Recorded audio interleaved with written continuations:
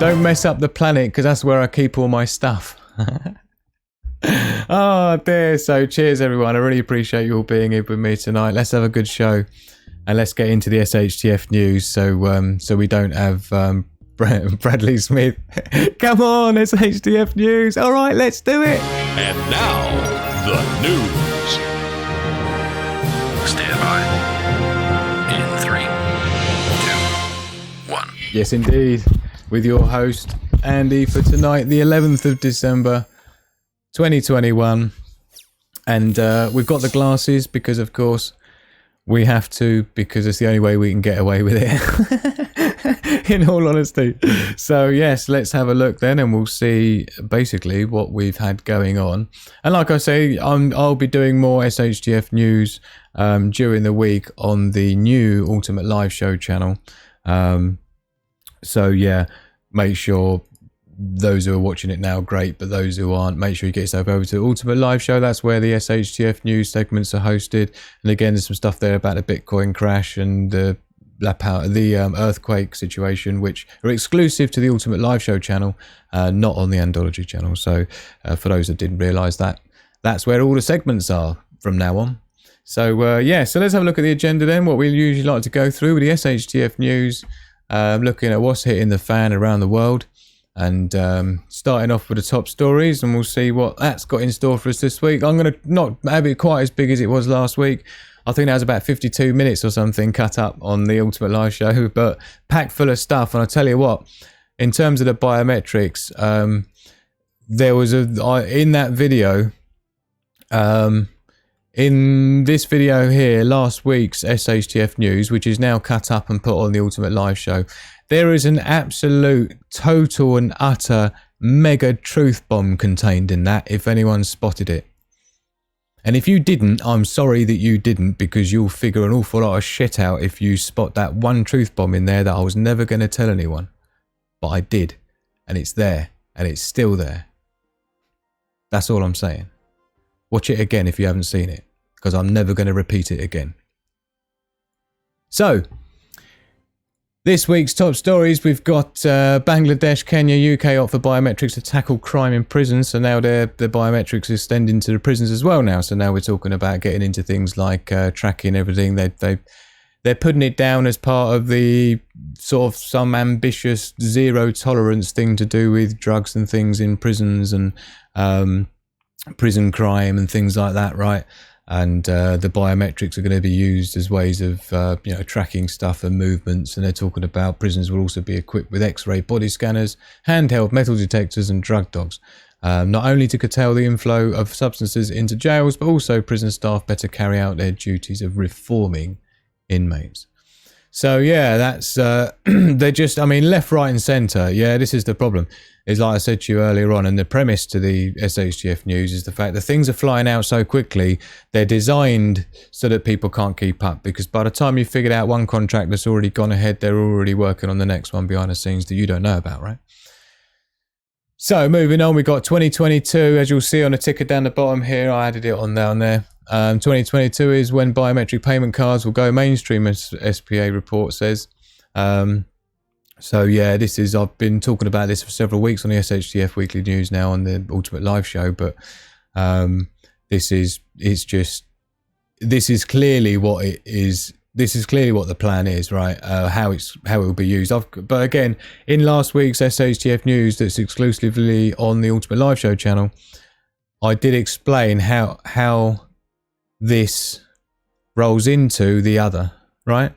But it's just no one's going to know about that yet. But basically what's going to happen is,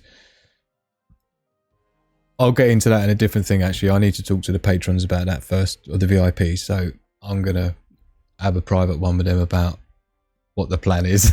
But basically, COVID pandemic has been an accelerator for contactless payments in the UK. Contactless payments account for around 57% of all in-store payments. And the idea being is this new stuff, it includes things like the fingerprint identification. Basically, the wireless card will contain enough memory basically to be able to store your biometric data, like iris data, a JPEG with your face scan data and your fingerprint map contained within that same chip or readable device, let's call it. Yeah. So yeah, that's basically what's coming up, and that's ambitious. We're talking 2022, right? This is in a month. In 4 weeks, it will be 2022. Right? Just to remind everyone, yeah, that's 4 weeks away. We're in 2022. Yeah. Like I say, I'm reporting again. I'm doing the same. I'm reporting on stuff that's already happened. But like I said, and I won't say it again, last week's SHTF news, exclusively only available on here. In there, I'm not complaining about what's happening. I'm telling you what is coming. That's the difference. So, and again, I won't say any more. If you didn't see it, you don't spot it, you don't get it, then I can't really explain it. So Austrians beg for help. Unvaccinated to face 1 year in prison. This is just amazing. I mean, Austrians are pleading for the world to help and their rapidly emerging police state. The country's vaccine mandate law will take effect on February the 1st. Again, we're talking basically less than 2 months. Imagine that, less than 8 weeks, right? February the 1st. Unvaccinated people, including children as young as 14 years old, can be fined up to €2,000. That's what's that, about $2,300 or something at the moment? I must check the exchange rate. About $2,000. It's about 1 to 1 for euros, I think. Each time they are caught. It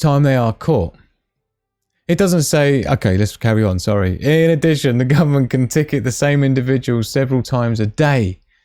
If you refuse to pay your fine, offenders will be thrown in a special prison for unvaccinated people for up to 1 year. What can you even say about that? Right? That's why I have to wear these glasses when I do these SHTF news reports. Yeah. Unlike other prisoners, the public purse will not pay for an individual's incarceration. Amazing. It gets worse or better, depending which way you look at it. Instead, the inmate will have to bear the cost incurred during their prison stay. The perpetrator also has to pay for his food and his prison cell. So basically what you're saying, it says here, the Austrian government does not ask murderers, rapists or paedophiles to pay the cost of their incarceration. However, they will now demand prison payments of entirely innocent people. I mean, let me know what you think about that in a chat. But personally, I mean, wow. Right? And this isn't the first country to be rolling this out. Because bear in mind, in Australia, if you didn't see the videos, did I show that last week? I'm not sure. Maybe it was the week before. But there was videos on the SHTF News before about the Australian woman shut in prison in basically a quarantine camp in Australia, right? And that's no different, right? They're having to pay for that. They're the same as in, what was it? Was it Canada? Canada was doing the same, and the UK, where you have to self-isolate if you fly in from the country, and they decide on the hotel, and you have to pay £2,500 or whatever it was, $2,500 for a 10-day stay in a hotel of their choice that you couldn't leave. So what's the difference? You're still under house arrest, if not prison. And if you're stuck in a hotel that you don't want to be in, that's basically prison, isn't it? Right? So, and you're paying for your own thing. So this is what happens, you see, is they trial it out to see if they can get away with it, which is what they did with the international travel, with the quarantine things, where people were being charged $2,500. Canada did it. Britain did it. Australia, I think, did it. Yeah, with these specialised quarantine camps they've built. They haven't built any new hospitals, but they've built a bunch of quarantine camps. It's funny that, isn't it? I mean, I don't even know what to say about that, right? You see, Matty there, McTow, he's talking about $7,000 Australian. We're talking about, right? That's epic. That's epic amount of sheets. Let alone what that is if you're being incarcerated for a year. They'll charge you whatever they're going to charge you for being in there, plus your food, plus, I mean...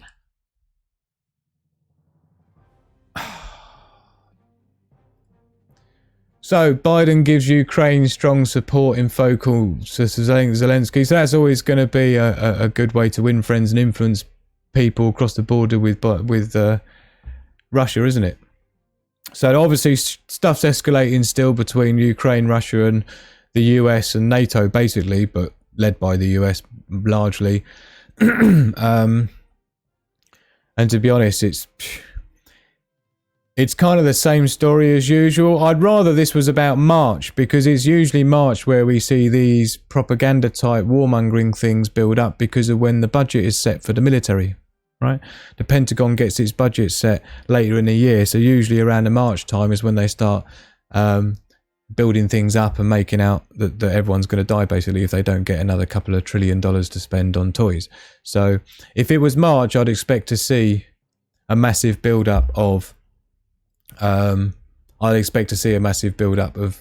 warmongering. And I've shown that before on a live show where we looked at Google Trends. If anyone remembers that, let me know in the chat if you remember that. And I showed you Google Trends, and you just look at the you can do a search, for example, Cold War or World War III, for example, and you can see there's a spike every year about the same time where people are getting fearful and searching for World War III, where it's mentioned and searched for on Google. You can see it over a 5-year trend every year without fail about March, right? So yeah, it's not a coincidence. But this is kind of different because this is NATO doing what they continually do, poking the bear, right? Where, do you remember the original NATO agreement with Russia was the fact that they wouldn't move 1 inch or whatever it was it 1 inch closer to Russia? And since then, they've taken over another 27 countries, is it, or something? They've moved 27 countries further in towards Russia, and every time they're like, oh no, just a little bit. Oh no, just a little bit. Oh no, just a little bit more, right? And obviously now they're threatening to take over Ukraine as well. NATO, this is. So of course, yet again, they're poking the bear into the corner. It's difficult because there's always like 7 sides to the story. Do you know what I mean? But the point is that NATO has already been on thin ice for so long because of their continuous encroachments. And then there was the whole stuff with the S-400 defense systems that rattled the cage of NATO. So then NATO fought back with other things and moved into other places and started putting more what they call defensive positions even closer to Russia's border, and Russia called them out and saying, no, they're not defensive positions, they're offensive positions, so on and so on. And that's how Russia justifies their positioning, is because, of course, their S-400s, S-600s, their defensive weaponry systems, which are pretty, they're pretty high end, and, you've got all the hypersonic technology going on now as well, that the USA, to be honest, is a little bit behind the pace. Yeah, in comparison to other countries, both China and Russia, a little bit ahead of the game of a lot of the Western countries for things like the hypersonic weaponry. It's not like we haven't got it, but not in the same level as like Russia and China seem to have it. And of course, we've heard about that in other SHTF news reports I've done, talking about some of these tests that they've done and some of the worries of things like the amount of time that you get warning with some of these, new weapon systems that we're seeing being played around with. So this is basically what's going on. NATO's pushing yet again further and further towards Russia. Russia's trying to push back the way it can with its S-400s, which are sort of very strategically classified as defensive systems, right? As in, they're designed to intercept enemy stuff coming in. And they are very good at doing that. So good that on various things in the past with Syria, America managed to get 1 out of 42 missiles they launched. Only 1 got through out of like 43. It was like more than 40 missiles that we basically shot at them, and only 1 got through. So that's how effective they are. And the problem is what NATO says is that, you see, you say that these S-400 and these advanced S-600 defensive systems are defensive, but we know that you could do a little bit of hokery-pokery, you could switch a few parts out and you could make them launch offensive ballistic missiles rather than the defensive interception, intercept type style loadouts and thing that they use with them, right? So that's kind of what's going on there, and it's not pretty. It's not something that we want to see much more of. Anyone who's looked at the numbers between, and maybe I'll do a show on that one time, no SHTF news, but anyone who's looked at the numbers, even America and UK and that combined are going to struggle against even just Russia because of the way that they build their stuff. Their helicopters can run like 3 hours with no oil in them, right? American tanks need to have an oil tanker, gasoline tanker running behind them just to refuel them every 10 miles. Yeah, it's just bad news. It's bad news. So, anyway, violent tornado. Of course, this has been in the news quite a lot, the whole Kentucky thing. But of course, you can't really call it Kentucky, can you? Because from what I read, it was like the longest one in history. It was like 200 and something miles long, wasn't it, or something?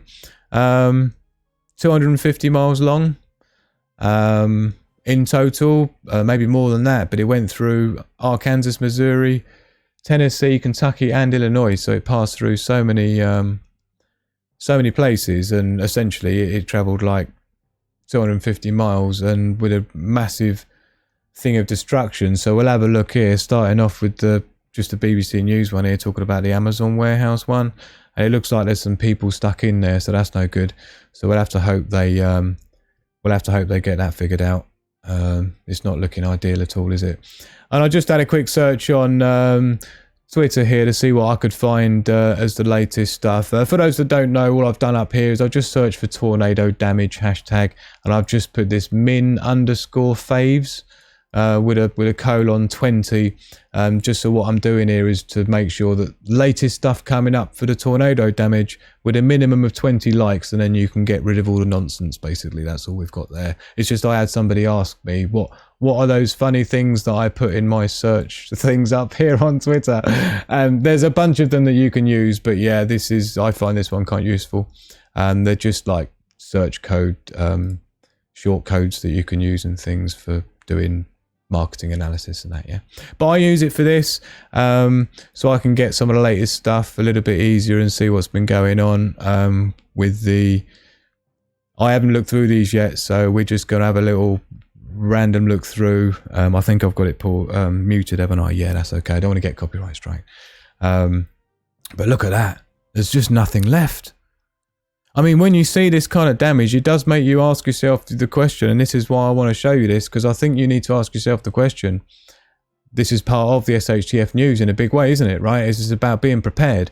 And you have to look at this level of destruction here and ask yourself the question, if you were seeing the news now and I was telling you that this tornado is coming to your town tonight or tomorrow morning, A, do you think you're building your own home would survive this based on the destruction you're seeing here, based on the architecture? Some of these obviously are wooden structured timber built buildings, and some of them are just partition walls, and some of them are clearly sort of like concrete laid structures which have survived more. But so that's the first question. Is your personal property even survivable? And of course, you've got whole other levels of that when it comes to things like, are you in an apartment block? If you're in an apartment block, how high are you? So on and so forth. If you're near the coast, that would mean a storm surge. So what's your level above sea level, and so on, right? But you got to ask yourself the question, if you think your house could survive this, you need to ask yourself the question, whereabouts in your house would you go? Because I saw so many videos, not necessarily of this, but when I was searching for other stuff, I saw so many videos of like live action kind of like tornadoes coming in and wrecking their house. And do you know what I saw is nearly every video, they didn't have a clue where to run. Kids were trying to get under tables. The dad was saying no in the closet. They didn't fit in the closet. Then he was like, come and stand under the bloody, the cupboard under the stairs. But he couldn't get into the cupboard under the stairs because all his tools were in there, and the pile of ironing clothes was in there. Yeah. Like nearly every video I watched, it's like people just panicking, didn't know where to hide, and they've got glass and this crap. Look at it all this crap here. Look at all the branches on the trees. They're just stumps. That's amazing. Cars clearly tossed into the woods. You've got to ask yourself the question, your house, you've got this glass, shards, splinters of wood, bricks, even parts of cars flying around at like 60 mile an hour through your house. It's a really interesting question to ask yourself, right? Where are you going to hide? And, I know we would all love to be able to have the kind of budget that could mean that we could have some sort of a, one of those, what do you call them, bunkers in your home? The panic rooms that I see in the United States are more common than other countries. But, this is why people who go on about people like me who are I do bushcraft and preparedness and all the SHTF stuff. Obviously, I study solar physics, geophysics and everything else for two decades at least.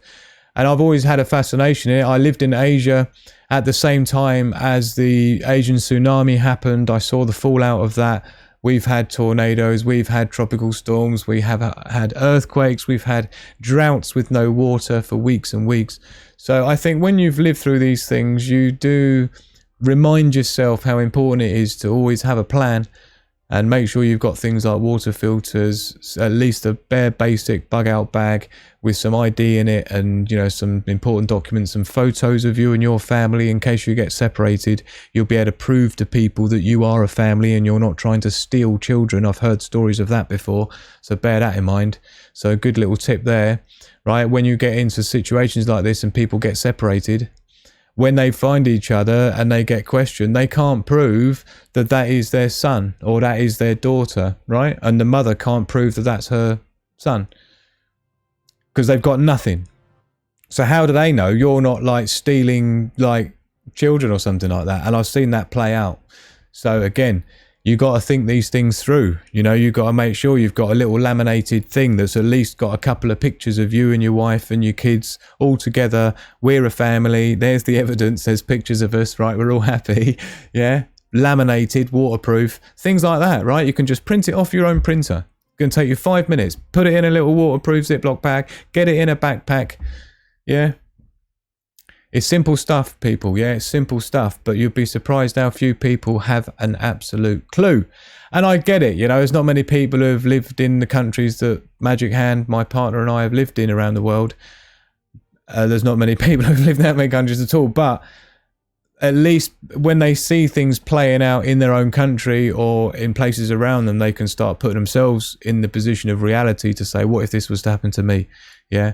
What if this was in my town? What if this happened to my local warehouse store and there was no food left in the shops because there's no power? Believe me, the destruction to the infrastructure and events like this is the long-lasting effects apart, in addition to obviously the damage of the town and the community. Look at the state of that. I mean, how do you even start with? It just makes me want to cry. How do you even begin? Imagine all your family photo albums, everything that you'd ever worked for. Believe me, in my little place that I call my hide right here, a little mobile office thing, right? I've got stuff here that are priceless. I've got, like for example, one of my projects here, which is an AI system that I'm developing. I'm a computer programmer as well, but I'm developing a system. It took me so long to solder some of the circuit boards there with all the surface mount stuff of my microscope. It took like 3 days just to solder the components on. Just the thought, right? I know this sounds really stupid, but when I see this and I think, even if I just lost that one circuit board that took me that long, my development board, to have to build manually myself, if I had to rebuild that again, because you can't buy it from the shops, I can't buy it, it's my own design, right?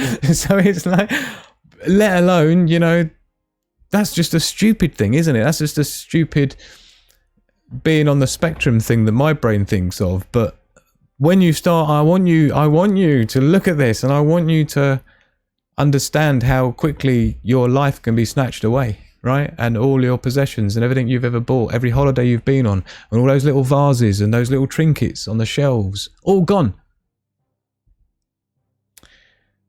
And I'll tell you a quick story as well, which I referred back to in my mind earlier tonight, putting the SHTF news back together when I was looking through some of these things going on. Was that when I talked to you about that Asian tsunami, right? When we had that tsunami in Asia, we were living in Thailand, right? And we were lucky because we were the other side of the mainland, right? We were on an island. I mean, we would have been wiped out big time. And if you remember, I told you a few weeks ago, we were staying on a beach. We were only there visiting for like 3 days. 3 days before that tsunami hit the same beach we were staying on. So I may not have even been here, right? But what was even more sad was, I think it was about maybe 6 months, about a year later, one of my good friends, Thai friends, I taught him to fly helicopters and stuff like that. Yeah, model helicopters. We used to fly together and stuff. And he was an ex-Bangkok Thai boxing champion, just for extra information. But in Thai law, when it's time to vote for the government, it's a law that you have to go back to your hometown. It doesn't matter where you're living in the country. You have to go back to your hometown and do the vote, right? And so he went back to his hometown, which was actually one of the areas near Phuket in Thailand that got totally wiped out from the tsunami, yeah? And you know the saddest thing, and he cried when he told me it, right? But he went home, and he got home, and his mum sat him down, and he was like, oh, I wanted to go around and see, I don't remember their names because they're Thai names, but he said, oh, I went around to see Billy, and he wasn't there. And my mum said, oh no, Billy's not there anymore. He got wiped out by the tsunami. And then he says, what about Jane? Oh no, Jane was wiped out as well. Well, what about Thomas? Sorry. And do you know what it turned out? Out of everybody that he went to school with, he named about 60 people, not named, but he mentioned about 60 people in his class or his school. Out of those, there was 4 left. 4 people of his entire life's memory of people, childhood he grew up with. Only 4 of them were left out of 60 odd people that were there before, right, in his hometown. Imagine that. That's like, how do you deal with that? How do you deal with like 56 of your sort of like people you grew up with just not existing anymore? Because he happened to live in the island that we lived on, rather than crazy stuff, right? Crazy stuff. So and again, you know, I'm sorry I'm rabbiting on, but you know, I like to do the SHTF news. I like to sort of just show it for the nuggets as well, because I think, what's the point? It's like I said earlier, right? What's the point in banging on about the news if you're not going to take something away from it? Every time I look at images like this, it makes me think to myself, if I knew this kind of shit was on the way here, I know our house we live in would never survive this. No way. It's half brick and half, you know, like timber built type design. So it's never going to survive this. And we would struggle for somewhere to hide that wouldn't be completely shrapnelled ourselves. So then you ask yourself the question, well then where would you go then? Yeah, if you could get in the car and go somewhere, where would you go? Whose house would you drive to? Yeah, get that figured out as well. So these are the sorts of things that we need to bear in mind when we look at this. So yeah, absolute hearts go out, because so many people have lost so much. Look at it. And I'll tell you what's even more weird is when we get into the disaster maps in a minute, there's no reason for any of this. There was nothing, no solar activity, no real geological activity to speak of that would explain a tornado of this level out of the blue. So earlier on when I was talking about things like Ukraine, Russia, tanks, you need to start thinking, don't forget, was it Einstein who said, I don't know what weapons will be used in World War III, but I know in World War IV it will be sticks and stones, right? Because we will be starting World War III with the same weapons as ended World War II. So bear that in mind, right? But you've got stuff like weather warfare. You've got stuff like economic warfare. You ain't seen anything yet. And that's what it says here. It talks about, check it out.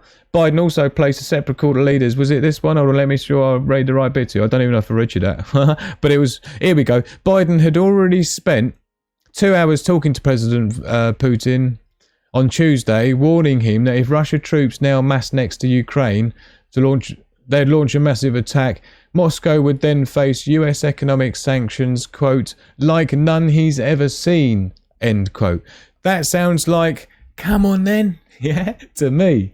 So when you see stuff like this going down, right, a day or two ago, and then you see stuff like this going down, don't for 1 minute think that they don't have the technology to do this shit, because I can tell you now, from the bottom of my heart, that I know for a fact that they can. Yeah?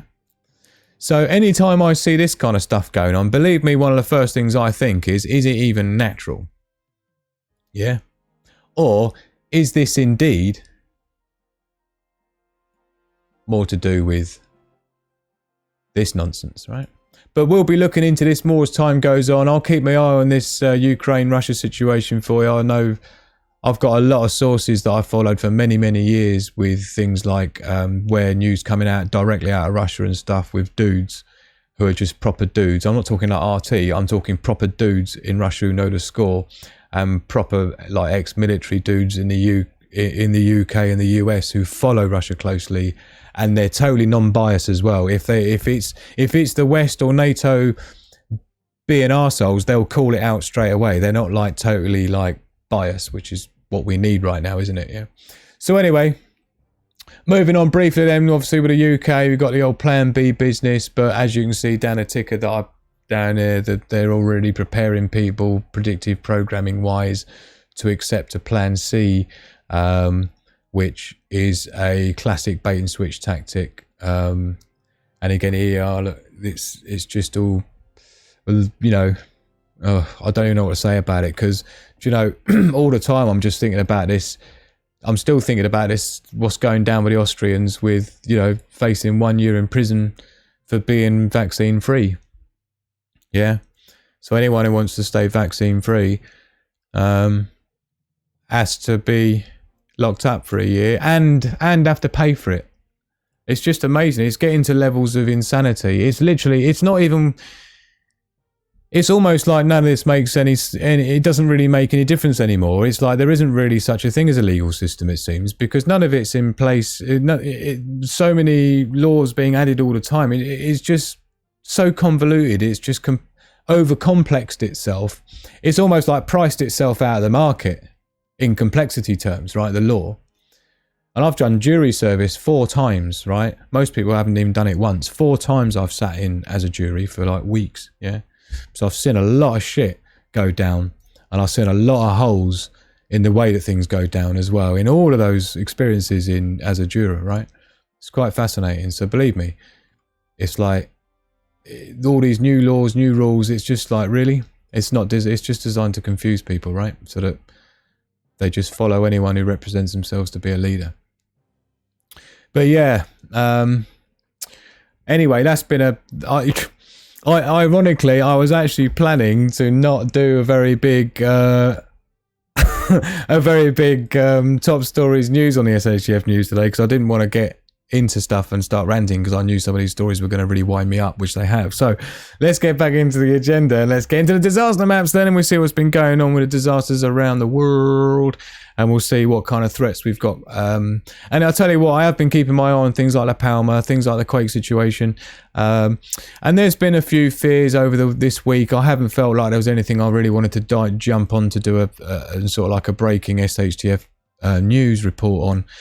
There was some quake activity in the States that was, that was somewhat connected to the Cascadia fault line, and there was some worries about, is this the next big one and stuff like that, with some quakes that we saw. But all in all, they think it's the winter stuff we've got going on more than anything else at the moment. With the tornadoes, there's something on the way over to Ireland as well, I believe, which is looking like it could do some damage. But in terms of earthquakes, it's not looking too severe. We've got 41 quakes. I did see that get to 69 quakes earlier in the week when, and that's not including the LaPalma quakes, don't forget, because they're listed separately. But yeah, this has gone right down. When I was tempted to do a breaking report on it, I think there was about 285 quakes going on. And now we're down to 5 quakes of magnitude 3 and above, and only 25 quakes between 2 and 3. So that is significantly down. Significantly down. I mean, it's still littered, but nothing like it was before. And when we look at the depth map here, you see the depth chart. It always does that, doesn't it? Every time it does that to me. Let's try it again. There we go. Which you can see it petering out, and unfortunately here we can't see further back, because I think it would be about here, on the very far left there. You would have seen that mass of quakes where we were seeing like 200-300 quakes in a day, just in LaPalma. And I guess when you see that, I suppose that explains why I've been complaining about the fact that they're just not listing those LaPalma quakes on the map anymore, on the USGS version of the earthquake map. You can see LaPalma here just off the coast of Africa, although it actually comes under Spanish territory.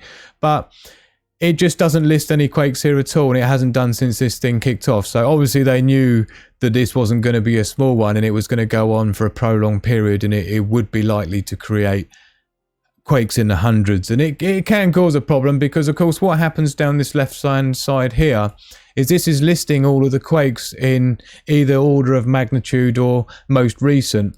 And so when you get this trying to show 300 quakes, first of all, it slows this map down big time, just from a processing point of view, with all these pinpoints that it tries to put on 300 of them, right? And it just slows your system down.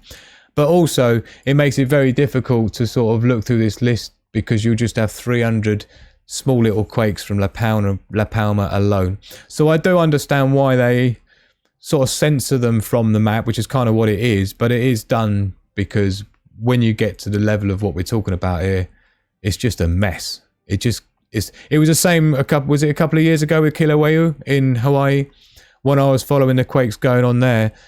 Again, you were talking several hundred quakes in a day, but it would always list them on this original USGS map. It's just with this LaPalma one, when they chose to separate them off, I thought, is that a sign? There's this thing, I wanted to bring this up with you as well. This is a stratovolcano. Now, stratovolcano is important because they're the most deadly. Basically, think Yellowstone, think Etna, right? They're both stratovolcanoes. And this one in the Aleutian Islands here, Davidoff volcano, it's been raised to a yellow level, and it might not seem like much at first, but I saw a video where somebody did a bit of digging around this, and there was apparently a report that came out in 2020, was it? And when you look into it, they're actually quite worried that this thing's like a 200 mile, more than that, is it? 200 and something mile diameter, basically big old pot of lava, a little bit like the Yellowstone is. And so if this one goes, that'll be pretty epic. So that's in the Aleutian Islands. So again, I'll be keeping my eye on that for you as well, and seeing what's going on with that as time goes by.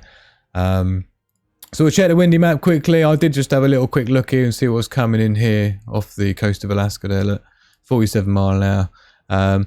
Looks like this is the thing here coming in for Ireland. I saw reports on the mainstream there for some. Let's run through with time. This is showing wind. You can see that one swiping straight past Ireland there. That'll be what they're talking about. So that's predicted for about 9 o'clock tomorrow evening, Ireland time. That'll be heading over. So there's a few things coming past there, but again, we've got this business going on across the US. It's not looking anything like it did before. So let's hope there isn't anything more coming in. But you got this one here, look. When's that? Look at that. Again, 50 mile an hour. If you can see that, it's not the easiest map to read, is it? But let's check out the air quality, because we like to see the air quality. I'm not expecting it to be too bad. Let's check out LaPalma, see what's coming off there. Yeah, look, it's not too bad at all, look. So there's a few areas around here. China's spitting out all sorts of SO2 like they always are. Let's shove a pin in there, Beijing, just for a laugh and see how bad it really is there. Oops, didn't want to click that. Shove a pin in. Oh, let's close this down quickly. Doesn't seem to let you put a pin in when that's open. There we go. 145 milligram per meter squared. So, yeah, 200 there. That is bad news. Like I've said before, about 75 and above's bad news. SO2 levels, that's Beijing. And this will just be normal sort of pollution, basically, right? And don't forget, SO2 leads to acid rain. So it's not a good look. And it's a good way to lose a bunch of crops as well, don't forget. And we can't be affording to do any of that. Yeah, I noticed Full Spectrum Survival was commenting on that, what I reported on a couple of weeks ago with the shipping situation, where they've basically been sending the cargo ships off the coast of California to hide them offshore, and then they don't have to count them as cargo ships waiting at anchor. So that looks like that's becoming mainstream now. But I don't think they're admitting to the reasons as to why they've sent them 150 mile offshore, right? But a quick other little thing I'd give you an update about. Talking of China, right, and talking about what we were talking about earlier with the SHTF top stories, with the Russia, China, Taiwan stuff going on, is the AIS system, which is a way of the coastal systems tracking ships and activity in the waters around coastlines, like radar, navy, think stuff like, think air traffic control, but for marine ships. Basically, China have told all their ships to turn off all their GPS tracking modules on all their ships, is the best way to describe it. So you've got to ask yourself the question why that is. And they've been caught turning off their MDAB, oh, what's it called? The DAB, MDAB, no.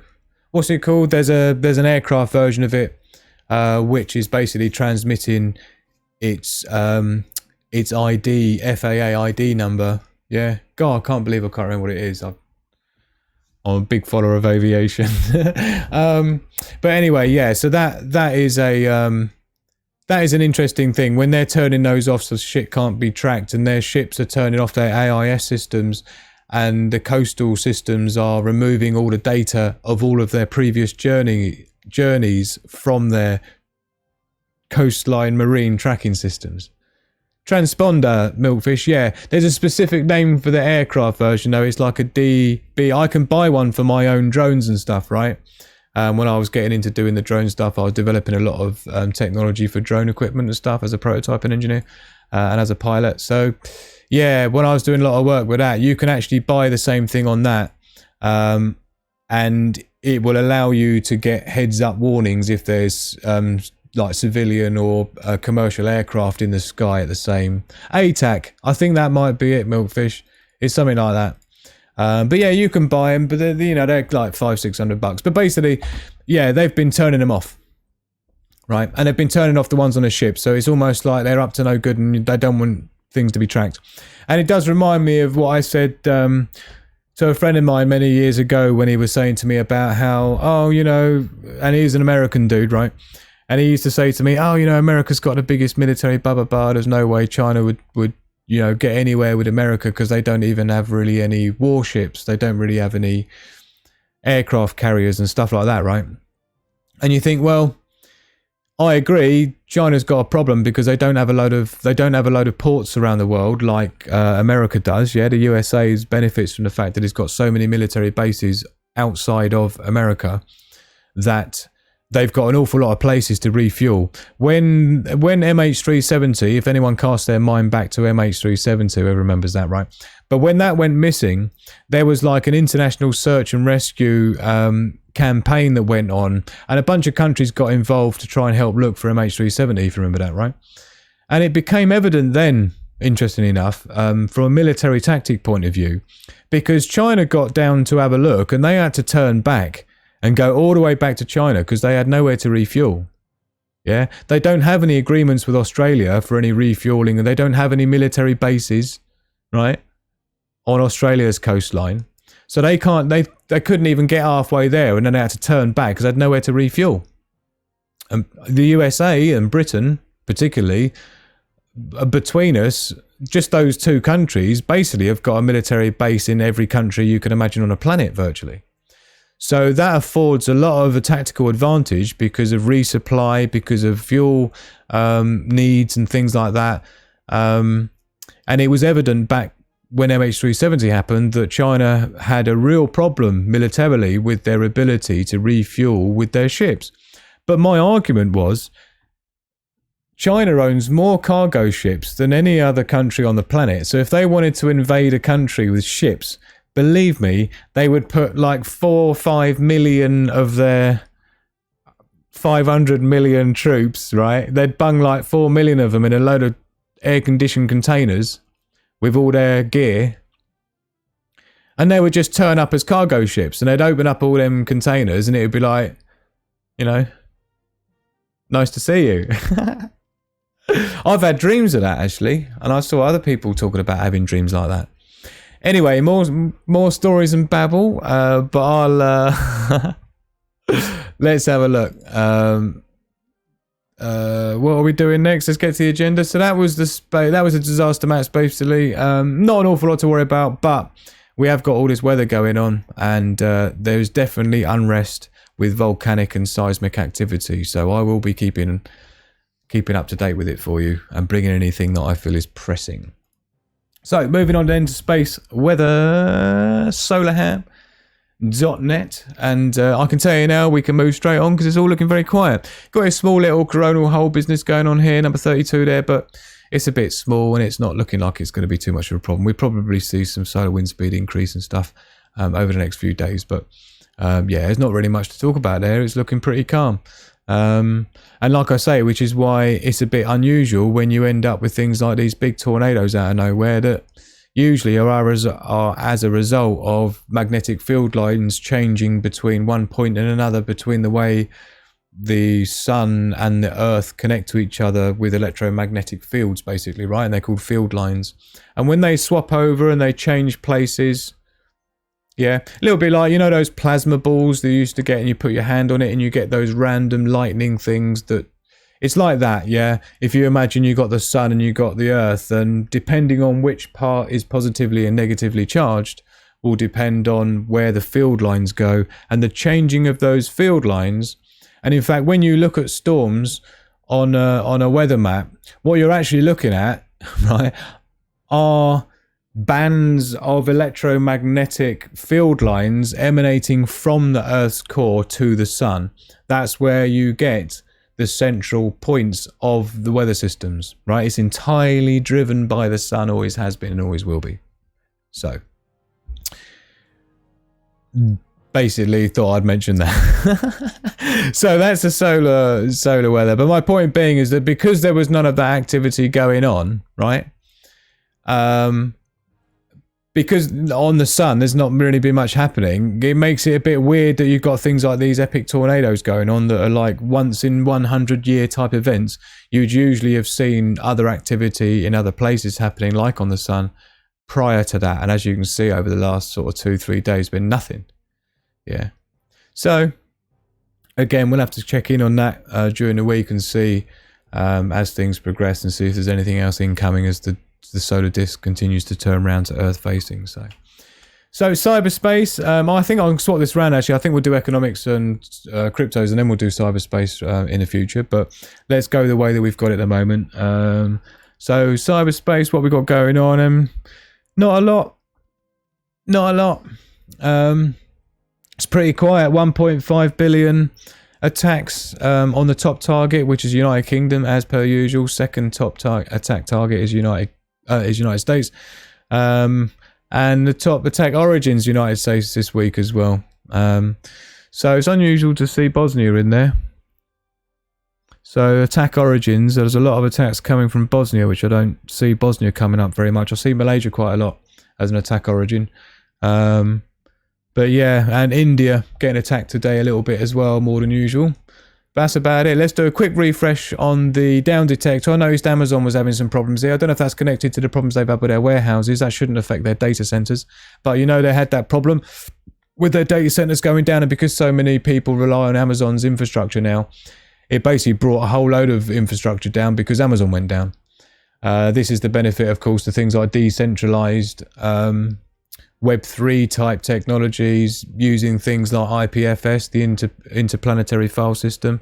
I don't know how many people even know what the interplanetary file system is, but basically it's a way of storing files in a decentralized manner to protect against things like centralized outages and failure points, like we've seen here with Amazon taking down all of their partners with them, and things like preventing against censorship so things can't be taken down. And so yeah, things like Amazon falling out of bed and it pulling everyone else that was relying on them out of bed with them is always a good advertisement for IPFS, Web 3.0 blockchain based hosting solutions that are fully decentralized and not being controlled by individuals that can make mistakes or be bribed or flick a switch like old Marky Boy did a few weeks ago on Facebook, wasn't it? But anyway, yeah, it's not looking too bad. I'll just give this a quick refresh and see if anything new's happened. TikTok, look, they're having some problems. There must have been a new brand of yoga pant come out. TikTok's under some stress at the moment.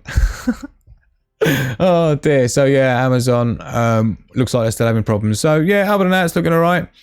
You know, we like to make sure PayPal's not on the list, so we know there's no excuses there to keep the show running. Right, so back to the newsroom. Let's get to the agenda. That's the cyberspace. So on to economics, and again, I'm not gonna do too much on this front, but because I obviously on the Ultimate Live show, SHTF News, breaking news segment that's exclusive to that channel. For those that are only just joining now, this is where you need to be to subscribe for the future. The Ultimate Live show, it's the new channel dedicated for this this operation, yeah. And of course, all of the SHTF newses go on there after the show, all broken up into nice 5, 10, 15-minute segments. Your truth or trivia, all in a row, all there, all the meme segments, all the pooping pigeons winners, and all the Hugo, all done all neat and tidy, and took me bloody ages, but there you go. But anyway, don't forget to make sure you follow that, because things like live reports on, you know, like cryptos and stuff are only happening on that show, so I can start trying to grow that in the background to serve as a more dedicated home for our family. So make sure you get yourself over there if you haven't already. But you can see we've got a little bit more of a sea of a green than we have a sea of red. But we still haven't broken past that $50,000 mark for Bitcoin. It's going to take some time to break through that. It's going to act 50 grand on the way down, acted as a pretty good area of support before it broke through to 42, rose back up to 48. It's been hovering around 49. Any area that acts as support becomes the same area of resistance on the way back up, because there's a lot of trading goes on at that level. So I think it's going to be a few weeks before we see that bust into higher levels. But typically we do see a big dip this time of year with cryptos anyway, because people are taking their profits, they're investing in other stuff, or they're converting into just fiat currencies for the season, and then in January, February we'll start shooting back up again. But there has been instances where there's been a big rush on Bitcoin towards Christmas time, where, you know, that time where people get together with their family and they start talking more about it with their family and uncles and aunties and friends and family friends about, you know, oh, just get yourself a wallet, you know, you don't have to get a whole one, you can just buy $10 worth if you want. You know, people don't even realize that. They think you have to buy $49,000 worth to buy Bitcoin. It's like, no, you can just buy a couple hundred thousand Satoshis, you know. So you can just buy $15 worth, right? But you wouldn't bother buying Bitcoin. There's other things that you're better off getting, to be honest. But don't take my advice. I'm not a financial advisor. It's just my opinion. But yeah, basically, there's a lot of stuff going on here, and there's a few coins that are starting to go woomph. But yeah, I'm gonna have to, you know, talk more about that as we go. There was a big hack recently, as well. Nothing to do with the blockchain being a problem or insecure or anything like that. It was just, yeah, very, very cleverly done. But again, it's just because of these exchanges aren't particularly up to scratch, some of them. So they kind of, you know, but they're covering the losses for their customers. So, you know, no one's lost any money at this point. And it turns out the whole crypto, I'll just tell you about it quickly, but basically the whole crypto community works together quite well, and all of the exchanges, what happens is when there's a big hack like that happens, what happens is that because of the way that the blockchain currencies work, you can basically blacklist certain sort of, well, you can basically track it to the point where you can not let someone spend it. Right, so you may have been able to have hacked that wallet or whatever and remove those funds, but they generally struggle to then move them anywhere else, because by the time words got round, because all the exchanges work well with each other, it's not like the banking industry where they're all like secretive about the way they're doing all their stuff and you've got all this intermingled infrastructure. Blockchain technology is very different. It's far more decentralized, meaning there is no central point of thing. Everybody just operates as one anyway, right? Especially when it comes to things like that. And so what happens is the exchanges end up being notified about these cryptos that have been stolen, and they can actually make it difficult for those to be converted into anything else like fiat currency, right? So you might have stolen $100 million worth of, let's say, Bitcoin, right? But it wasn't Bitcoin, but it was a cryptocurrency. But you could steal $100 million worth. But the problem they've got is that then you got to then try and get that from crypto into fiat currency, right? Your euros, your dollars, your pounds, your yen, right? That's where it becomes difficult. But when I looked into the way that hack was done recently, it was very, very clever.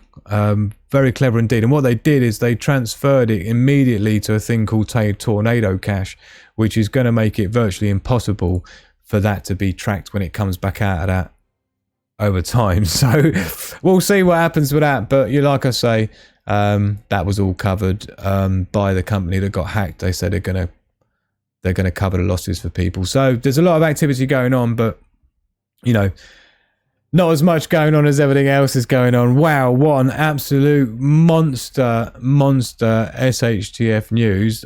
Please make sure you give the video a like, because it does take an awful lot of time to get through this and plan it all and everything. So I hope you appreciate the SHTF news. And from me, that has been Andy for the 11th of December. It was probably it is. It's now the 12th of December. So welcome to the 12th. Back to where are we? Back to the Christmas lounge.